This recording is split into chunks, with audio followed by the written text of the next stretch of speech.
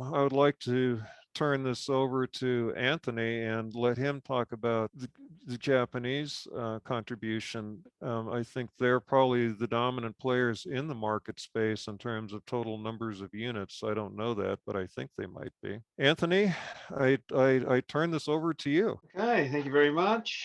I will start sharing some stuff here. Hopefully it works.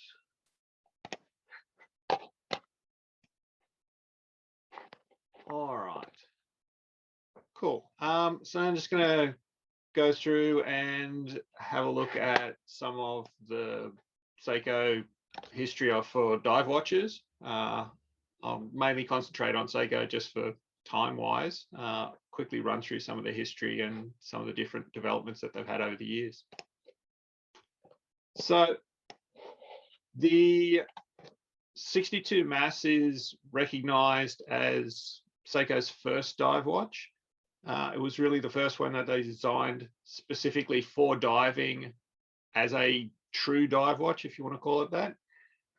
It was produced specifically for the Japanese research to Antarctica that was going to happen in 65, 66, around that year. Japan had been visiting Antarctica since the 50s and had a fairly regular expedition there. And they came to Seiko and said, look, we need a watch that's going to work for diving and things in that environment. At this point in time, Seiko didn't really make a traditional dive watch. They had quite a number of waterproof watches, but a traditional dive watch wasn't something that they really had any experience with. The time frame wasn't ideal. They came up and essentially the watch was designed in around 1 month. So there's a couple of designers that were involved with this. So Taro Tanaka designed the general look of the watch, and then the engineer was Tatsuro Akabane. Tanaka, probably people, if they're familiar with Seiko, will know from the grammar of design rules that he came up with for watch cases and general look and feel for the watch, but was a designer for the company for many years and covered a whole range of different products, from dive watches to some of the Olympic stopwatches to all sorts of different products. So he was the main person behind the design there. The watch comes in a fairly standard looking dive case from the time, nothing particularly unusual about it, you know, slab sides, basic screw down case back. The crown doesn't screw down, it's just a gasketed crown. And the watch at the time, Seiko, well, as I mentioned, wasn't really producing a dive watch, so they weren't even producing a strap. So the watches were provided on a Tropic branded dive strap, which was used by many different companies at that point in time. Probably one of the most popular dive straps around that period. So this was developed, first released in 1965, referred to as the 62 Mass. The 62 comes from the caliber name. So 6217 is the actual caliber, which was a variant of an existing dress model that they had. And then Seiko-matic self-data, indicating that it was an automatic watch, and self-data indicates that it has the date on it. So that's what the MAS stands for. Fairly basic design, but yeah, works okay. Still quite a sought-after design these days as well. As you can see, the original price of the watch was 13,000 yen, which was relatively expensive. It sort of sat in the upper third of the price range of watches that they were doing at that point in time. So yeah, this was used in Antarctica in 1966 and 67 by the JRA team when they were in Antarctica. So the watch actually well known by collectors. Traditionally, people are used to a very green looking watch, which you see there, which is the standard version that most people will find and see. But there's another version that turns up occasionally where the loom is a kind of brown patinaed kind of look on the loom. The difference is for models that were actually produced for export. So towards the end of the production run, the Scuba factory, which produced the watches to begin with, actually outsourced production for export models to Daini Seiko, which is the other main Seiko company. And these were produced for export markets. The only way to tell them apart externally really is from the loom color. And when you open the case inside, you'll see the rotor is actually marked Daini Seiko, and there's a stamp on the inside of the case back. But the most obvious way is the difference in the loom. So the loom on the export models was a tritium loom, and hence that's why it ends up that brownie color. The JDM, or Japanese domestic market models, have a promethium loom. The rules for radioactive material in Japan were actually quite strict, probably the strictest in any country. You can probably imagine at that point in time, late 60s, Japan kind of had an aversion to radioactive material. So there's a difference in the loom design there. In fact, tritium looms never really been used after the war on any of the domestic Seiko models at all. And most of the export models as well don't use it. So quite unusual to see that patinaed loom that you get on Seiko watches at that period of time. So that's the difference on those original 62 mass models there. Before that, Seiko had a whole range of waterproof models. Probably the most common one people think of is the Silver Wave. They have an internal rotating bezel that's operated by the crown. And the original cases and things that were shipped in a packaging that shows and looks like a seashell, and inside the diver case you can actually see the pictures of people with scuba tanks and things there. So these were early 60s models, but yeah, not designed as a true dive watch, just a waterproof watch. The designer of the watch, Taro Tanaka, came up with the idea of the rotating in a bezel when they put a automatic movement in it. Because the automatic movement, they didn't have to wind, it essentially gave them the ability to add a different function by using the crown. So instead of having to wind the watch, you could use that automatic rotor to wind it. So that allowed you to use the crown to do something different.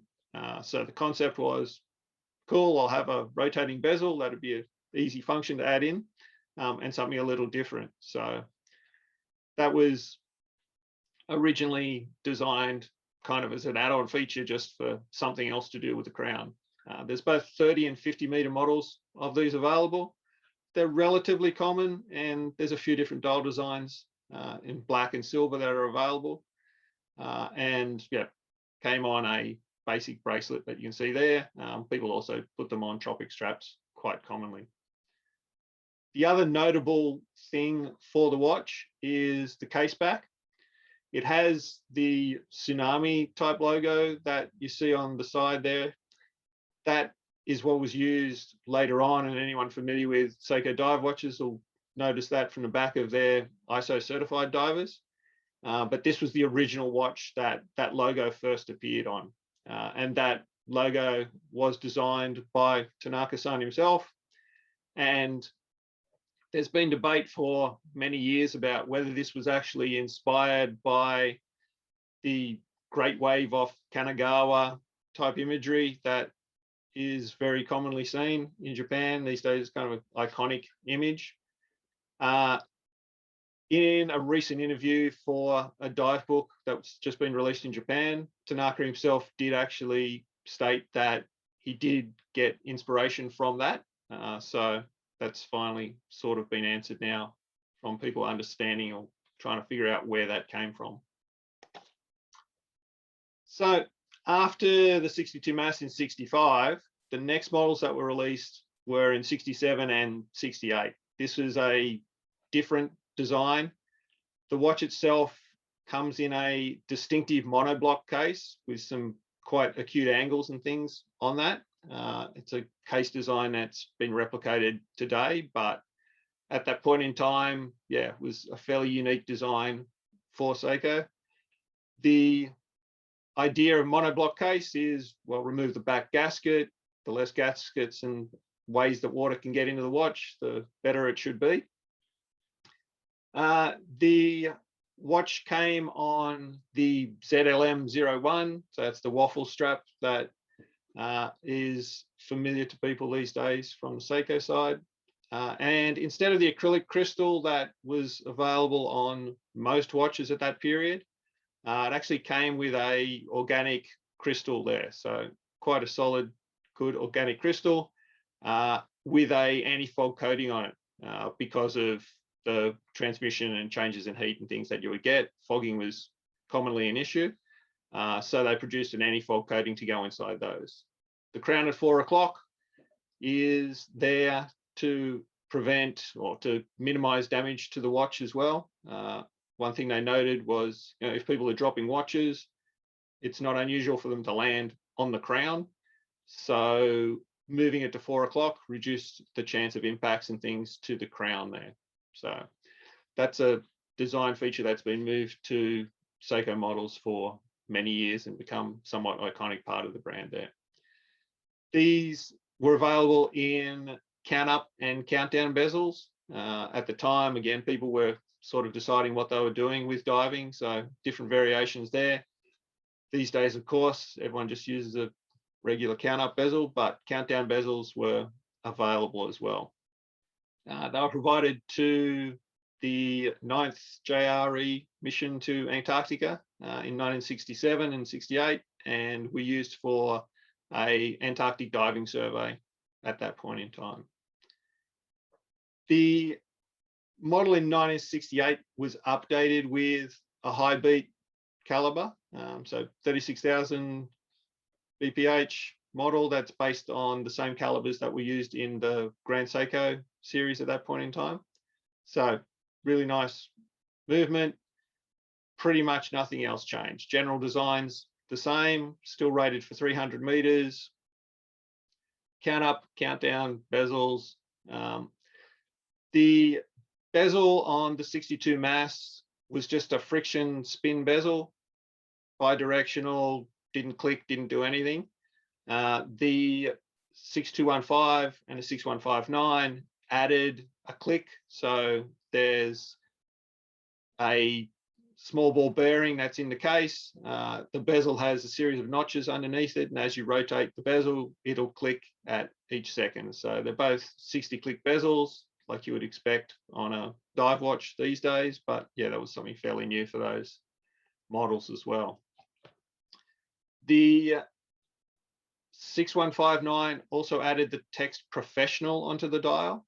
So when Seiko is referring to professional there, they're really designing it for commercial divers and saturation diving and things. So that's something that was added into the models, and the 6159 was the first one to have that added to it.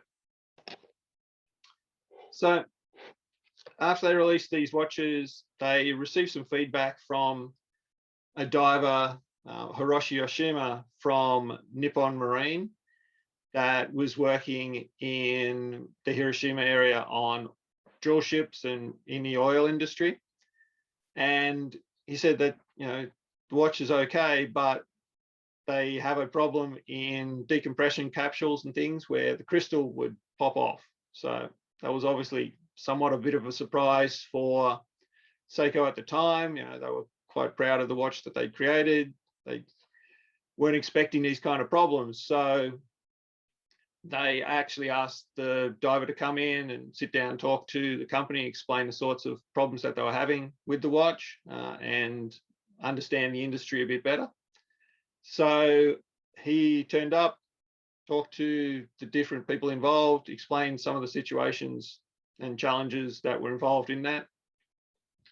And the team from Seiko was invited to come down to the different areas and take a look at what's actually done day to day on these drill rigs and diving bells and things. So the staff members that you can see here is Taro Tanaka in the light blue suit, looking at on board, and some of the other engineers also experiencing what it's like in the decompression chambers in the different areas.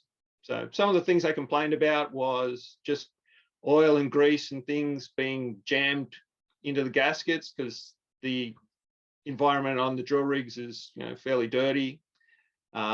Things where watches would get bumped against surfaces and whacked into hard objects and things. So that was quite a problem for them as well.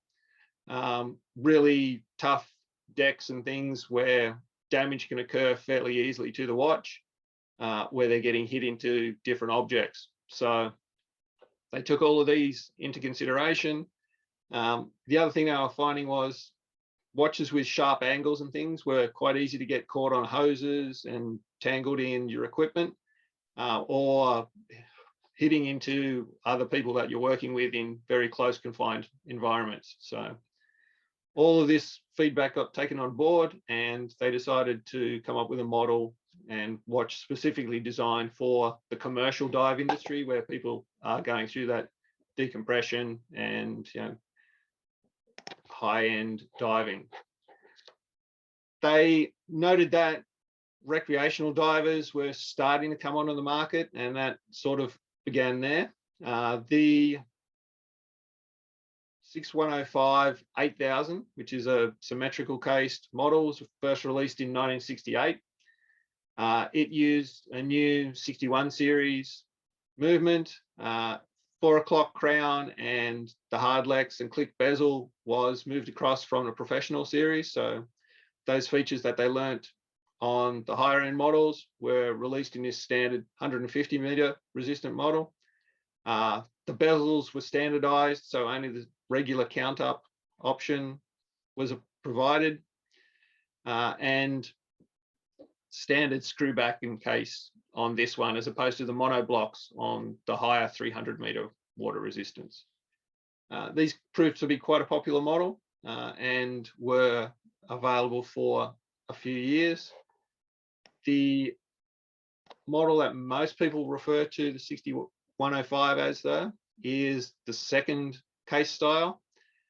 So this has the same movement, same water resistance as the original, but is known as the Willard, because well, for the US market anyway, people refer to it that way. It was worn by Martin Sheen's character in Apocalypse Now, so people make that association with it. Has quite a distinctive asymmetrical case with the crown guards integrated directly into that. So forms around the crown, makes it quite robust and things there. It was known in Japan under the nickname Yamara. It is because of the Japanese adventurer Naomi Yamura, who did a whole bunch of different things. He was the first person to do a solo dog sled run from Greenland to Alaska. He was the first person to climb all 5 peaks on each of the continents, and commonly wore these model watches when doing those things. So yeah, it's referred to in Japan as the Yamura, and you see that a little there. Some of the history of that is now being acknowledged a bit more by Seiko, so you'll see some of their promotional materials referring to the adventurer and things as you see today. So from the feedback that they received in 1968 from the commercial diver complaining, the team came up with a new model. So the 6159 is that same movement that 300 model previously had, so that high beat 36,000 movement, but pretty much everything else about the model was changed. So totally different size, shaped case, different dial layout, hands, strap, everything. So designed from the ground up to be for saturation diving. The designer is Taro Tanaka again, one of the most famous Seiko designers. The case engineer is Iko Tanaka, Tokunaga. He was quite involved with the dive watches at the time, and developing the watch. There was quite a lot of new technology that was built for this, and a lot of those were actually patented. So the crown at 4 o'clock was kept. It, as I said, helps reduce damage to the watch when you drop it or bang it into things. The Hardlex crystal was kept as well, just a little more robust and harder to damage than the acrylic crystals at the time, and for higher water resistance. The click bezel continued, but it was housed in a unusual round case with a external shroud that was added onto it. So this was a titanium case watch. It's the first titanium case diver that was available. The first titanium case watch was actually produced by Citizen a few years earlier. But yeah, titanium was still a relatively unusual material to work with at that time. And yeah, the case is a full monoblock case, so movement enters in through the front, and the shroud screws onto the case itself, so drops around externally. It's a titanium shroud coated in ceramic, so that's to help reduce damage to the watch, scratches, abrasion, because of the impacts that the watches often receive in those environments. The shroud can take a lot of that shock before passing it on to the body of the watch. So again, to protect reliability and improve things there. The rounded design is to prevent catches and things when you're using it. So if you're underwater, if you've got various tubes and things moving around, cabling, all sorts of things in an oil drilling environment, you don't want the watch to catch on those. So the round shape helps that. It's also tapered inwards, so if something does come up the wrist and hits the watch, it'll flick up from that instead of getting caught. The crown is also shrouded by the external casing, which helps to protect that as well. So external design, there was a lot of changes, lots and lots of different patterns applied to that. Some of the other things there, the iconic Seiko design for the hands and the dial were first introduced with this watch. Large round loom plots. At the time, applying loom, which wasn't as strong as it is today, if you were putting it in a square plots, they noticed that it's a lot harder to get it into the corners to make it bright and even. So they put it into round ones that made it just easier to apply and to get even distribution. The 12 o'clock marker is a large triangle, so you can identify which way's up on the watch very easily if it's attached not to your wrist, but maybe to something on your vest or somewhere else that you've attached the watch to. You can easily identify which way's up there. And of course, luminous pip and things on the bezel for rotating there. The other unique feature of the watch that got a number of patents was the actual strap design. Previously, straps had been a single piece of rubber, not really changing much on those. You strap it on and that's about it. The vents in the strap are actually designed so with pressure, as you go down in the water, the pressure increases and your wetsuit will be compressed. The vents are designed to allow the strap itself to be compressed as well. So like an accordion, it can increase and decrease in size. So that allows you to have a much firmer watch that fits to the wrist better as you change over time. Also, polyurethane was used for the strap, which remains flexible and much better at low temperatures. Your standard rubbers and things at very low temperatures becomes hard and brittle. So they changed it to polyurethane there. So quite a few different new additions to the setup for this model. Something else that was unusual for the watch that was designed for working at high depths was the resistance to helium. Of course, that was why the crystals were popping off on the previous models.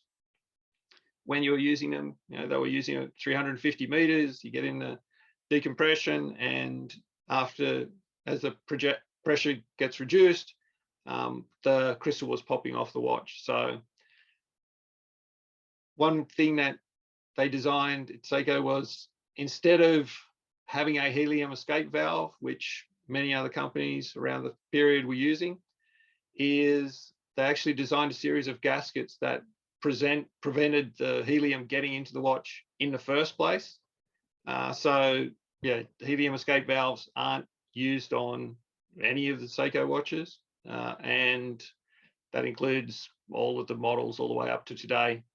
So the special gasket was designed with a improved rubber material that sits both on the side and the bottom of the crystal, so seals it on both sides, and really reduces the amount of pressure and gas that can get into the watch itself. The Jamstec produced a series of tests for various saturation diving watches. The Seiko design proved to be about 10 times more impermeable to helium gas compared to other companies' models. So the design really has been proven over the years. You'll see numerous examples of the watch has been taken down to huge amounts of depths and being able to resist that pressure buildup. The tests from Jamstec also did multiple 300-meter dives over multiple days, and you can see in the top corner there a series of graphs from different models as far as the internal pressure in the watch.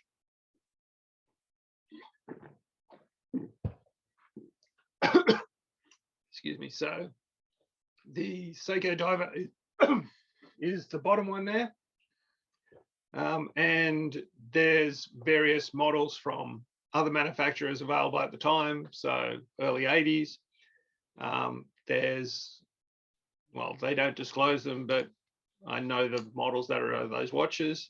So the Seiko one's the bottom one, and the top one is from a large Swiss manufacturer on their high-end specialty diving watch. As you can see, the internal pressure is quite different. Actually gets up to about 5 kilograms per cubic centimeter inside the watch. So the build-up over time definitely changes between the models. Obviously, high pressure inside a watch isn't fantastic, and can have negative effects on a movement performance as well. So there's a few differences there. Okay, so in 1976, the new model for recreational divers was introduced. This is 6306 for the domestic market, or the 6309 for international markets. We saw Bruce showed one earlier today. Very, very common model. They sold, as I said, millions of these watches. They're quite easy to find in very various states of conditions. The design takes cues from a lot of the other models. So like the 6105, the case itself actually acts as a shroud and crown guards there, but more of a symmetrical case compared to the previous models. The difference in the JDM 6306 is 21 joules and hacking function, as opposed to the international 6309, which has 17 joules. That's pretty much down to US tax, import duties and things. If you go over 17 joules at the time, then you had to pay extra. So they decided for the international model just to put a 17 joule movement in that, and you know, it works fine. essentially the models are identical. The movements are pretty much identical, other than those difference in jewels there. So the engineer on this for the case design was Nakazawa-san, and Tokunaga on the case exterior design and engineering there as well. So Tokunaga-san was involved with most of the watches around this period for the divers, and came up with, as I said, a lot of the engineering and patents behind the different models. The large 12 o'clock marker is designed to represent sort of a flipper, divers flippers that you can see there, at 12 o'clock. So if you have a look on the model, there's a few different variants that were released over the years.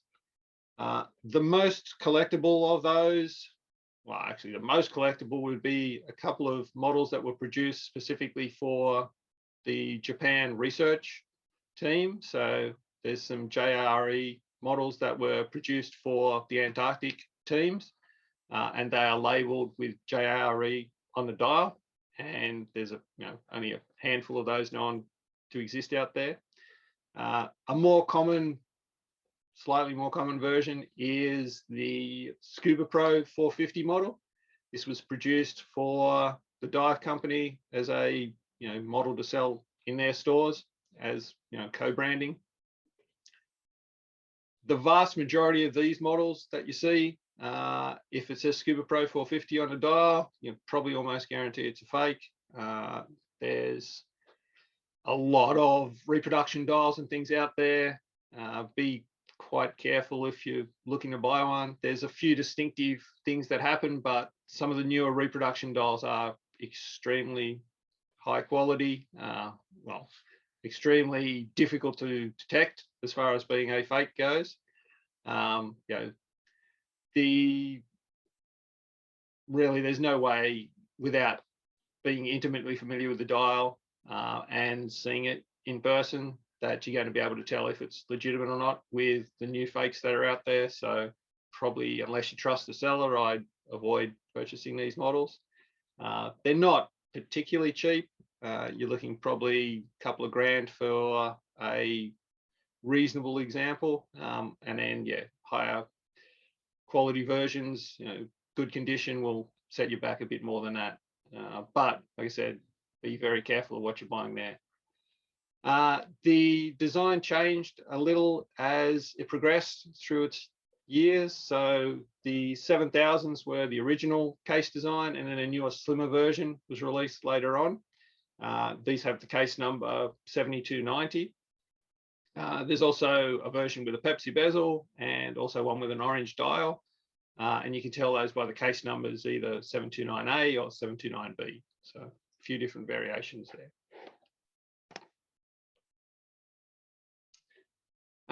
In 1978, they released the 7549 7000. So this is commonly referred to as the golden tuna. You probably figure out from the picture of the watch how that stunning name came up, but it's similar design in a lot of ways to the previous tuna model. So still has the shroud around it. General design's pretty much the same, but now features a quartz movement. So if you think about it, you're only looking 8 years since quartz was introduced, so fairly rapid developments, things there. One of the major things to overcome with a dive watch is you need large, big hands to show you underwater and make sure that they're easy to read. Quartz, when it first came, had the problem of moving large hands was not particularly easy. So it took a few years to develop something that's going to have enough torque to to be able to move those. The watch featured with Roger Moore in For Your Eyes Only, and was actually the last diver watch designed by Tanaka-san.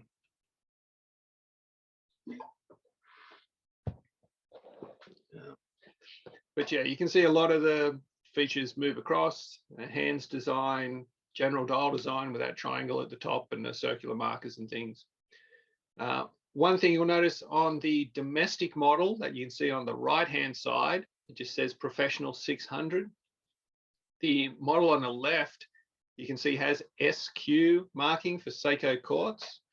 The SQ marking was only used on the international variations. So you can tell just from looking at the dial whether it's a domestic model or a international model. 7548 Quartz Dive was also introduced in 1978. It's a slightly cut down version of the 7549 in the larger Tuna that we just saw in 600 meters. This is a 150 meter recreational diver. Came in a few different versions, a few different designs. Essentially, the watch is identical to the 6309 slim case, but it has a quartz movement in it. So the movement is literally interchangeable with 6309. So everything, movement size, stem position, dial, feet, everything is exactly the same. So you can easily interchange those. The case parts and things match between the models as well. So really it is just a quartz version of the 6309. It's actually quite a nice quartz movement, really well made. The drivetrain of the quartz movement is the same as the 6309. So full metal, exactly, dual drivetrain, the same as the 6309. In fact, you change the wheels and things out, they are literally the same. 5 jewel movement, really nice, robust design there. Solid, keeps ticking along these days. They came in originally 150 meter versions, and towards the end of the production life, they changed across to a 200 meter version, which came in both black and orange as well. So there's a few variations of those. The teal version is probably the rarest of all of them. I imagine wasn't particularly popular with the general public at the time, but these days is quite sought after just because you don't see too many of those. The orange one's probably the next least one, then Pepsi, then the standard black that you see everywhere.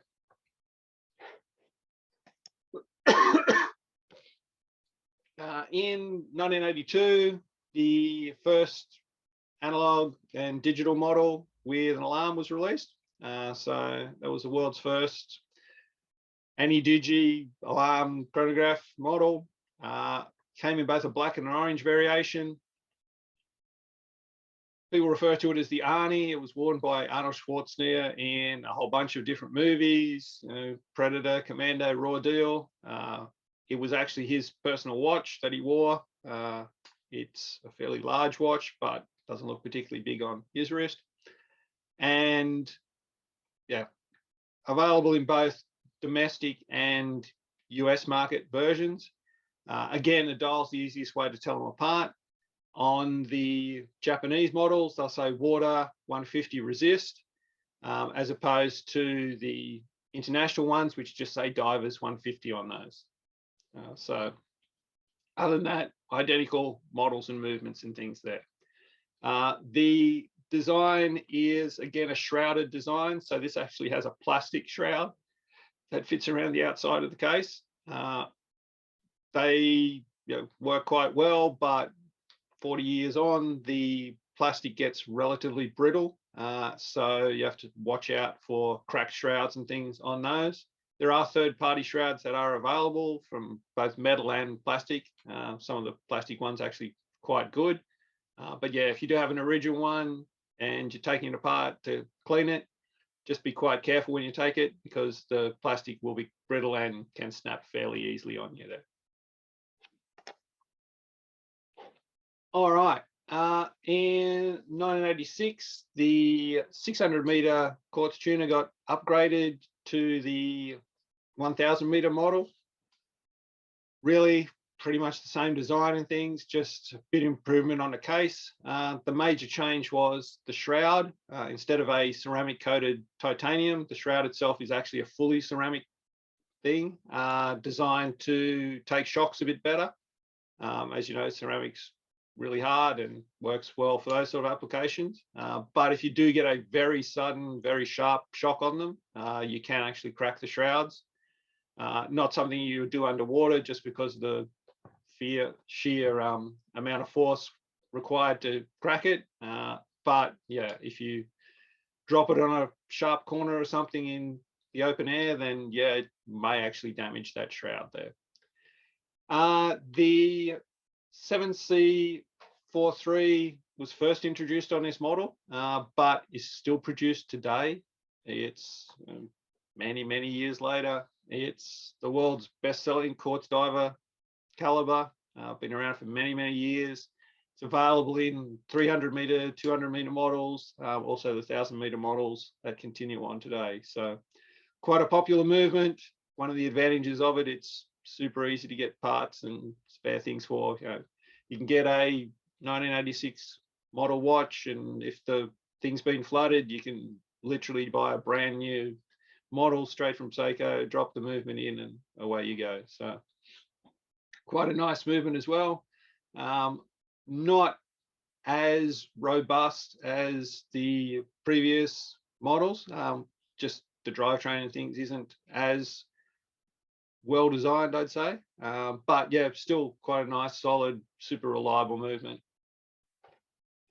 Okay, so 88, the 7002s were released. This updated the 6309, similar style case. The dials were changed, so the lume plots and things are square instead of round, but other than that, fairly similar. Came in a black dial with a black bezel or a Pepsi bezel. There is no other random variations, so there's no orange version, there's no yellow versions, there's no purple or green, or go on eBay and type in 7002 and pick a color and you can get one, but they're all fake dials. This model, if you're looking and you see one, probably 19 out of 20 times, it will have been modified, fake parts in it, different hands. The vast majority of this model, for some reason, seem to have modified and been destroyed over the years from people. Lots and lots of fake bits and things out there for these. So you have to be fairly careful if you're looking to buy one and you want an original. There are a number of guides and things online that'll show you what you should be looking for on the originals. There's a number of telltale settings and things, but yeah, as I said, the majority that you see relatively cheap online are going to definitely have a whole bunch of fake parts and things in them, so watch out for that. The other different setting on this is it is a day only. There is no day indication on this. So again, if you see a whole bunch of Seiko dive watches together, that's one easy way to spot 7002 out of the pile of them. If it's a day only, date only, then you can see that. There is a blue version of it that is available that also has a metallic bezel instead of the black or Pepsi inserts. It's a solid metal bezel that was on there. So at the end of the model of these, they were also upgraded to a 200 meter water resistance, and the bidirectional bezel changed to a unidirectional bezel. So that was towards the end there. Some other models they produced. So the world's first computerized dive watch.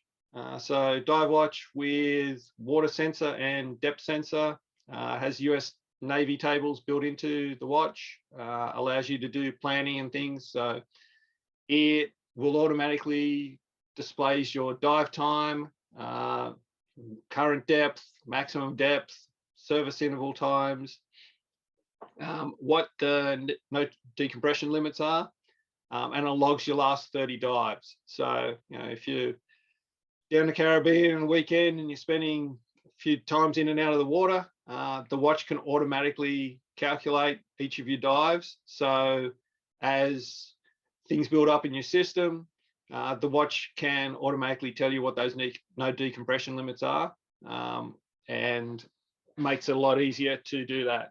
There were two models the golden model with the M725, and then a silver and black M726. The only difference is the accuracy of the depth gauge in those. The gold version has plus or minus 1.5% of the displayed value versus 3% on the silver version. So yeah, quite handy. You can see if you're a diver, it would be super useful. Just being able to track all those different dives, record all that information, and do that. You can see on the picture on the golden one there, just above the time, it actually will give you an indication to not fly. So it says don't fly, just above 59. That tells you that, yeah, you shouldn't get on a plane because of the amount of diving that you've done. You need more decompression time for the things to get out of your system there. All right, Kinetic Divers, as you know, Seiko Kinetic movements were introduced around the early 90s. Seiko's first kinetic movement was put into a diver model, and the very 90s design, starfish kind of style look there, available in both a very classy two-tone model and a regular just silver version on black. But yeah, quite a distinctive looking dial with pointy indexes, big hands as well, but yeah, very distinctive bezel design. Upside for divers was the kinetic movement they marketed, because it doesn't require battery changes, means you don't have to open the watch as much. So if it's not being opened, then the chances of getting, you know, dodgy seals and things reduced down. So better supposedly for a dive watch for your general consumer who's just using it occasionally when they go to the beach. 95, the world's first 200-meter diver with a analog depth gauge on it. So it's a Scuba Master. The watch is fully automatic, so it will automatically detect when it's in water. As it submerges, it'll start doing the calculation. You don't have to do anything to it. It just knows you're in the water and does those calculations there. It also logs data and can display warning notifications and things on the dial for you as well. So another handy feature for recreational divers. Not as much information as a full dive computer, but the ability to show you your maximum depth, current depth, and things there. It doesn't do the same calculations as far as multiple dives put together, but yeah, it will give you the information automatically for most recreational divers' needs. 96, the 7S26 model movements came out. Most famous of these being the SKX 007. Lots of these out there. They've been produced for, well, pretty much 30 years. The model is only, well, 20 years. The model was discontinued about a year ago, but there's still new old stock in the channel. You can see some kicking around there. Multiple variations on dial designs. There's yellows and oranges and blues and blacks and things, and lots of modifications of things being done. Traditionally, you used to be able to pick these up around a couple of $100. Since they were discontinued, the prices gone up. People asking stupid prices for them because they're not a rare watch. You know, they've been around, I said, since '96. There is millions of them out there, literally.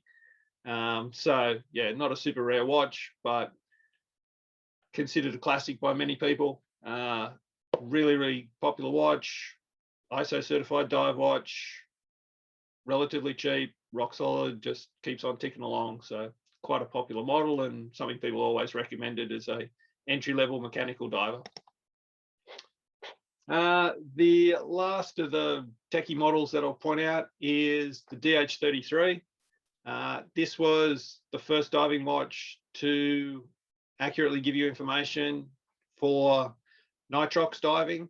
So if you're diving with nitrox, you actually have a mix of oxygen and that's reduced down in increased nitrogen, as you can tell from nitrox.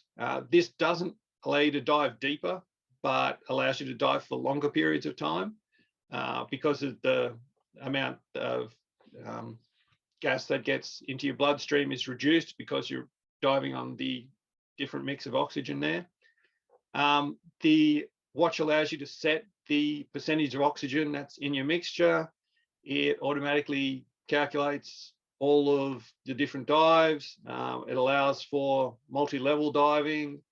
It gives you dive planning functions, shows you non-decompression limits, takes residual nitrogen and altitude there. So, you know, if you're diving in a lake up in the mountains, the rate at which your body will absorb the nitrogen is different than if you're diving at sea level. So altitude is also factored in there.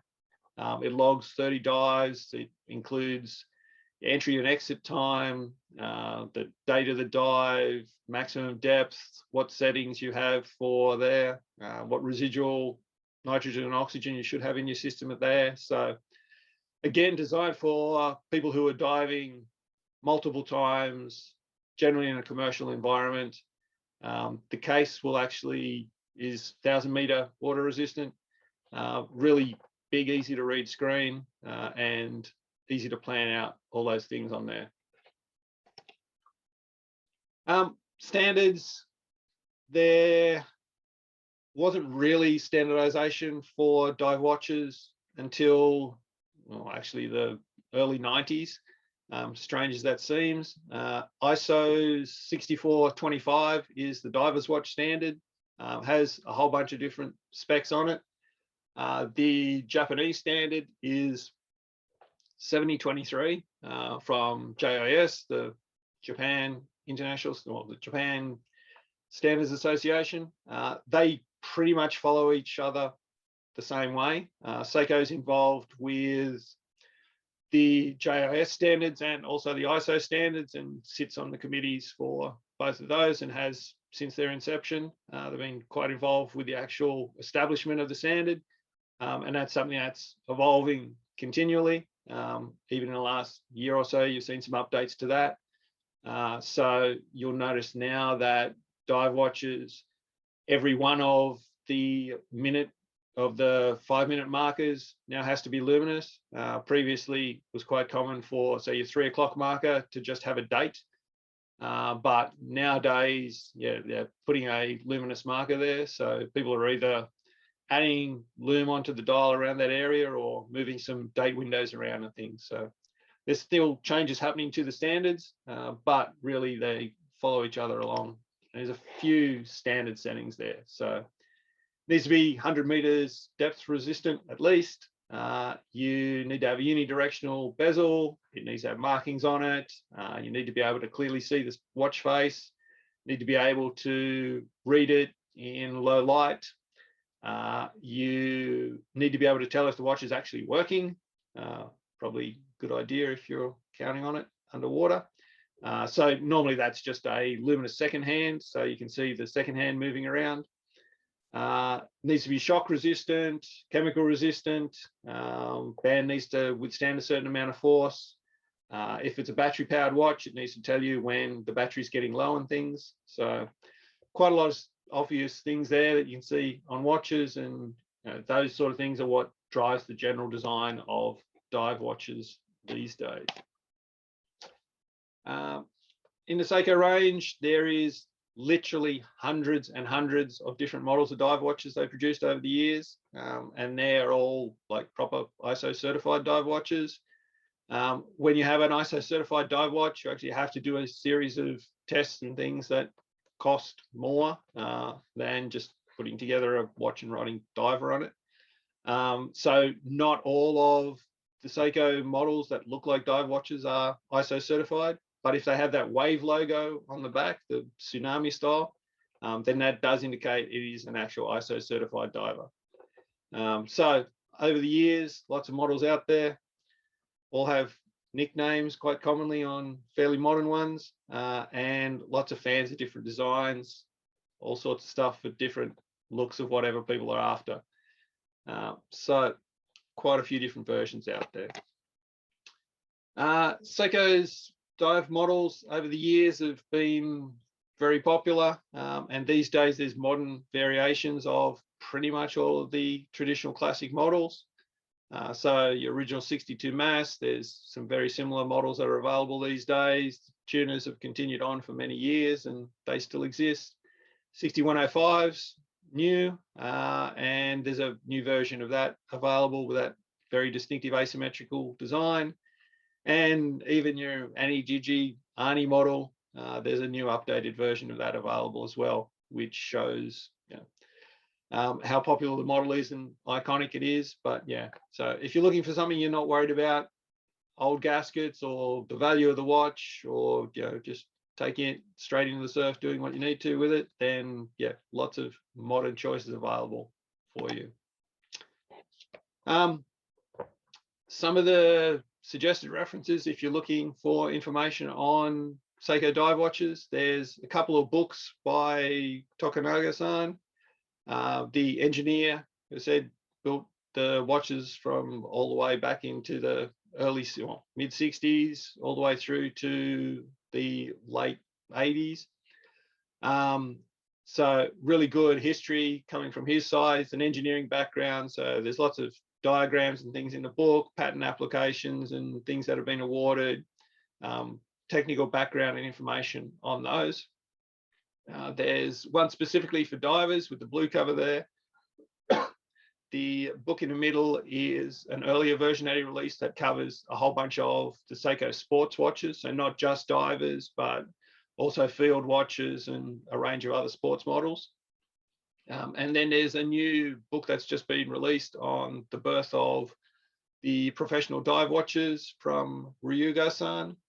That is just been released in Japan probably about a month ago, and has a whole bunch of interviews with some of the original engineers, looks at some of the patent applications and a whole bunch of nice background information there. So if you are looking for information, they're quite good books there. I was lucky enough to meet Tokunaga-san when I was in Japan early last year.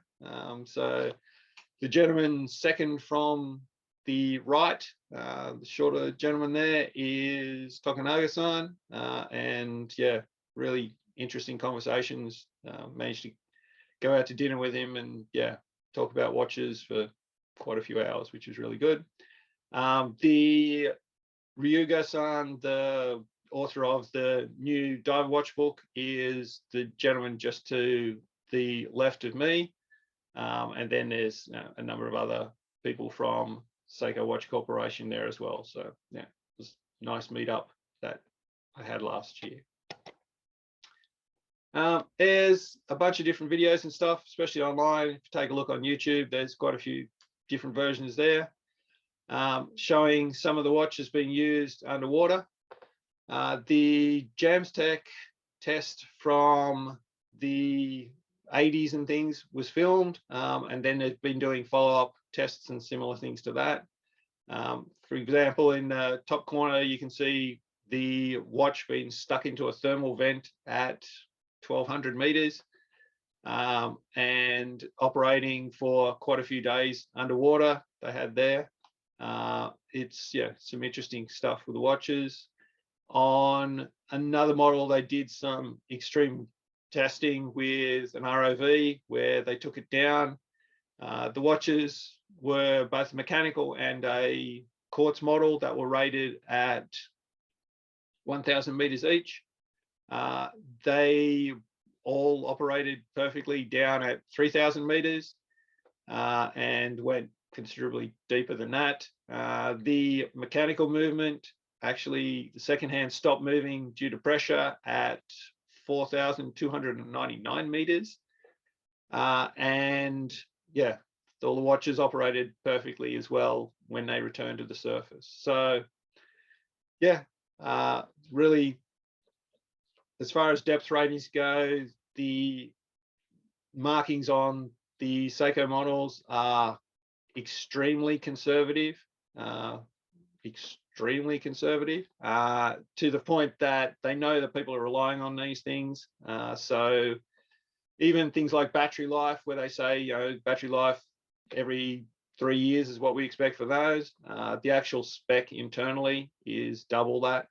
So, even if you're expecting a watch to last 3 years, more than likely it'll last significantly more. I've got models that have been sitting here and still ticking away quite happily about 7-8 years into that. So, quite easy to work with. So that's a general rundown on Seiko. I think I've taken enough time, so I'll just stop sharing that. If anyone's got any other questions on anything Seiko, or don't want to have a look at anything else, let us know. Citizen also does dive watches, quite popular models there, a whole range of things. More commonly seen in probably the last 20 years with the introduction of their Eco Drive solar powered movements. Really popular there for their divers. The main diver that they're probably known for before that was the Aqualand models. So they were released in 1985 from memory, and that has a depth gauge and things built onto the watch, the Anti-Digi watch. Really, really popular model as well, and was the first watch to have a depth gauge built into it, or a digital depth gauge built into it, and commonly released. So lots of models of those around as well, and a whole bunch of variations, including digital models where you can connect them up to a computer and download your log data and all that sort of stuff there. So quite a lot of different models. Would you be able to share your slides with us? Yeah, sure. Yeah, no problem. It'd be nice to use that as a reference and, play on the internet and try to find models and stuff. Yeah. There is, as I said, there's thousands probably of models out there, different variations. But yeah, they're the key main ISO models that are available in the professional range and the major ones there. But yeah, just because you don't see it on those slides definitely does not mean that it's not a legitimate model. There is hundreds and hundreds of ones out there. There's also hundreds of modified models and things with swapped out dials and all sorts of stuff. So one thing though, luckily, is they are fairly well documented. So if you have any queries on a model, a quick internet search will find you most stuff. If you look on the back of the watch, there'll be a movement and case number that are listed on there. And if you search on that, that will give you the info that you can dig up and get a good guide to that. Generally, if you search, Seiko Diver 6309 guide or something, there'll be a whole bunch of information that can come up that shows you the specifics of the different dial variations and all the different things that changed over time. So, fairly easy to track down information. So earlier, before folks logged on, we were talking about how many different models Seiko made. Anthony, you want to let the people know what's out there in general numbers? Yeah, I mean, there is literally thousands of models at any one stage. So even just so far this year, Seiko has released about just under 300 models this year. So in the first 6 months. And that's new models, so that doesn't count the existing range. So the existing range is going to be thousands of models. It probably was the largest back in the 90s when each of the different regions quite often did their own models as well. So yeah, it was well above 120,000 models available at one time, were in the mid 90s. So yeah, lots and lots of stuff out there, lots of variations. You want a style or a color, there's probably one out there for you from Seiko, but lots of choices. The books that you had mentioned, you collaborated on the most recent one a little bit. Yeah, so that's the Diver's Watch book there from Ryuga-san. I helped out a bit on that, so I wrote a couple articles on some dive straps and things that are in there, so that's available. And yeah, then there's the 2 books from Tokunaga-san. Both of these, yeah, definitely recommend. I said, there's a whole bunch of information on the models, breakdowns of the design, patent type designs, history, what models are released. So yeah, quite a good reference there. It is in Japanese, so you'll probably need to use Google Translate on your phone if you don't read Japanese, which I don't do, but oh well. It works fairly easily though. And yeah, so information about the dive straps and the compression and stuff that was available there. So yeah, both quite good references. That one's only focused on divers. That one has a bit more of a mix of different sports models. Are these books available, widely available, or are these limited prints? The Ryuga-san was a fairly limited print. You'll see them come up for sale a little. If anyone really wants one, let me know. I can chat to the author and give you contact details and things. Actually, probably the easiest way, you can contact me directly through Instagram. It's just Mr. Sakosha, and you can see if he's got any of the initial print runs still available. The Tokunaga-san books are not too hard to find. You'll see them on eBay at probably triple the price of what they should be. Or if you look on Yahoo Japan, then you see them available there as well. You're looking probably $40, $50 for the book, something like that. Very good, thank you. So you had a web camera going, showing some watches. Yeah. Do a share screen with that. Yeah, I just switch cameras. You can also do a share screen where you you click the share screen and then advance, and then you can select a second camera. Okay. Content from second camera. All right. Well, that seems to. Wow. Yeah, I'll just keep doing that. You can see what I've got there. All right. So yeah, whole bunch of different models. We'll start at the beginning. So there's got one camera. There you go. So that's 62 mass. And you see non-click, bi-directional bezel, screw down case back, fairly basic standard design there. No big surprises, but yeah, quite a nice system there. The next one, okay,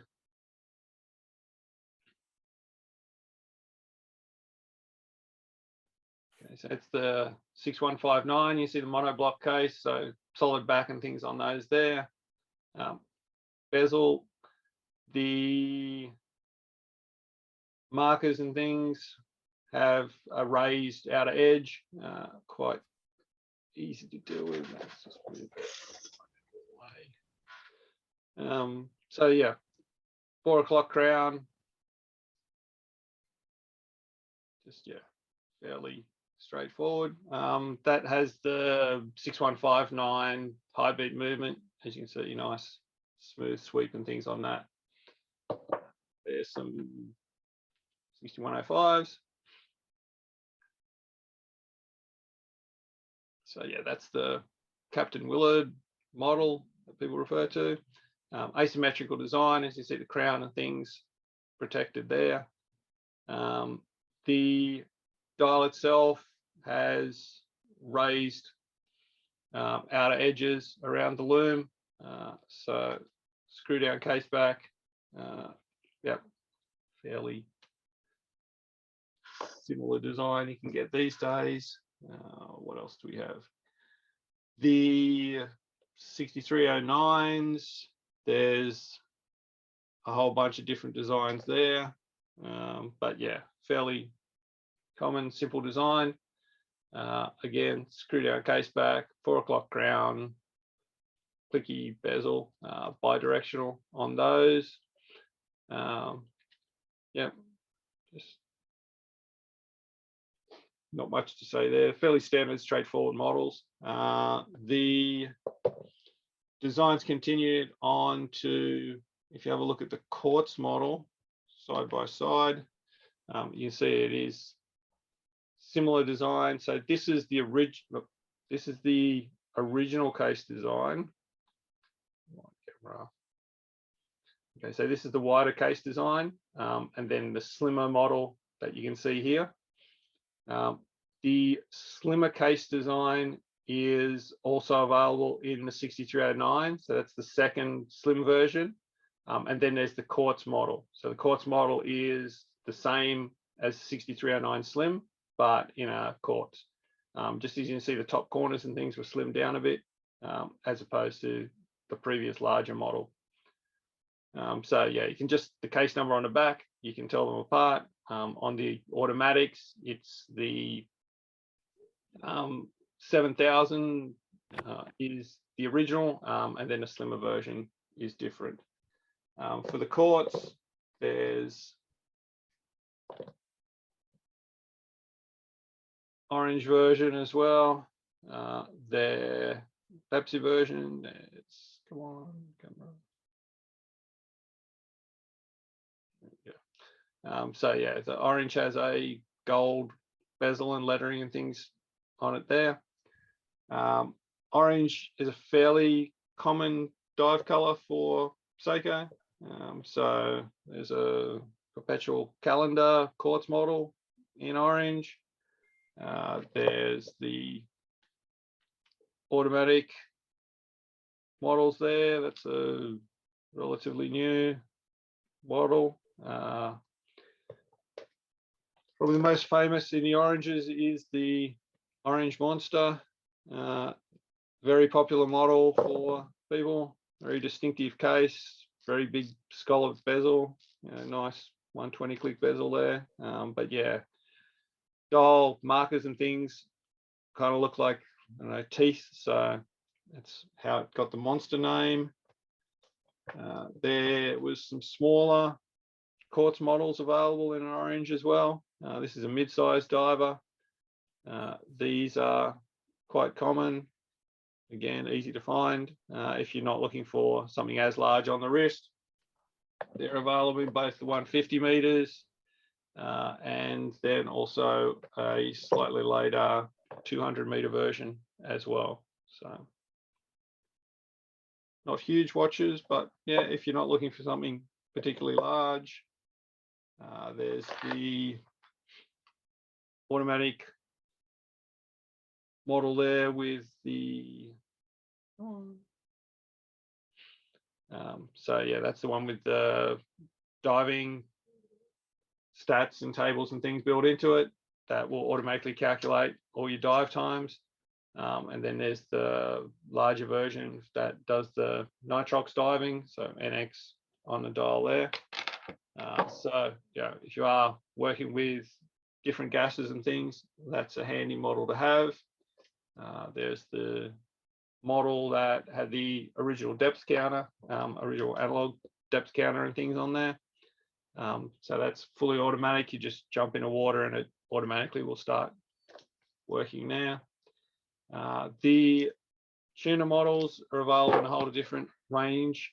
So this is a fully stainless model, but same sort of design. So it's got that shroud around the bezel, so you can't really knock it and adjust it. There's these two cutouts on the side here that allow you to easily change it. But yeah, just to generally protect the bezel and stop that being damaged. This is only a 300 meter version, so it has a screw down case back. On the larger versions, 1000 meter models, they have, there's a 1000 meter Quartz one. So a whole range of different models and things available here. So yeah, this is a limited edition model that was released for a diving company in the US, I believe. So known as Robert F. Marks is the Explorer. The watch itself came in a special case that included a Spanish coin that was recovered on one of their diving missions, and yeah, a whole bunch of different settings there. But yeah, ceramic shroud, those large quartz hands and things. So very similar design. They are a relatively large watch. If you've never worn one before, though, people think, oh my God, it's huge. But if you have a look at it, it is round, and lug to lug is pretty much exactly the same as the width. So they do wear a lot smaller than what most people are expecting. So, you know, it's not going to slip under the cuff. That's probably 14 mil high. But yeah, it's not a huge thing on the wrist because of that relatively short lug to lug that you get there compared to most other models. There's a whole bunch of different things they've released over the years, you know, so a bunch of kinetic models. There's the original, let's go with unique design, starfishy type look. And then more traditional style versions. This is a fully titanium model, so quite light. There's been a lot of titanium models released over the years. This is a automatic 4S titanium model that's quite popular. Really nice movement and things in there. Was actually designed by Kasugi-san, who does a number of the Grand Seiko designs. But yeah, whole bunch of different stuff. Some unusually styled divers that were released for a collaboration they did with Ferraris Pippin, a world champion free diver, and they came in a whole bunch of different styles. There's, you know, a kind of teal version, white versions, you know, black dial versions, a whole bunch of different ones there. They've got a kind of cool logo on the back that looks like a dolphin. That was his favorite animal. So it's yeah, interesting.